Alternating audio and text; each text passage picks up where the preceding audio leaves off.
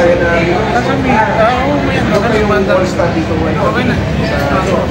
sa mga sa Brazil.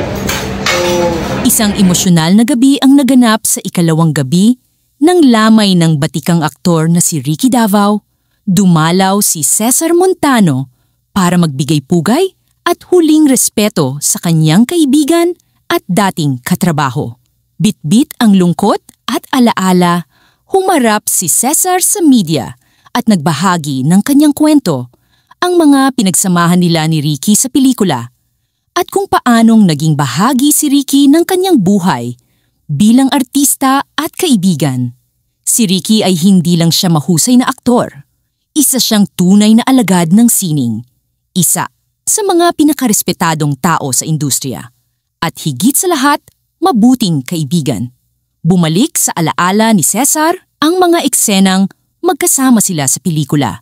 Ang mga tawanan, pagod, at yung kakaibang respeto na nabuo sa pagitan nila bilang kapwa-artista. Kasama rin sa dumalaw ang ilan sa mga kilalang pangalan sa industriya, mga kaibigan, co-actors, at mga direktor na minsan ding nakatrabaho ni Ricky. Lahat ay may iisang mensahe. Salamat Ricky, hindi ka malilimutan. Sa mga litrato at video mula sa lamay, makikita ang simpleng paggunita, ngunit dama ang lalim ng lungkot ng mga naiwan. Isang gabi ng pagmamahal at pasasalamat para sa isang taong nag-iwan ng malaking marka sa showbiz at sa puso ng marami. At sa kabila ng pagkawala, isang bagay ang malinaw.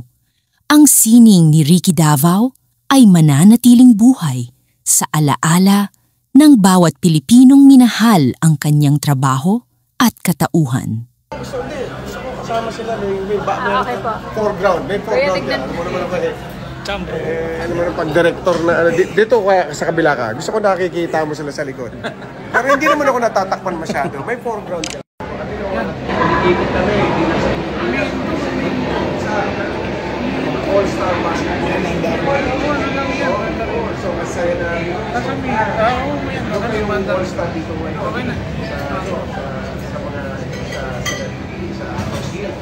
So napakarami. Si Rick parang yung magkakapatid. So naman, kaya masaya, halo-halo talaga. But lahat dun namin nakukuha na ilalabas yung totoo kami.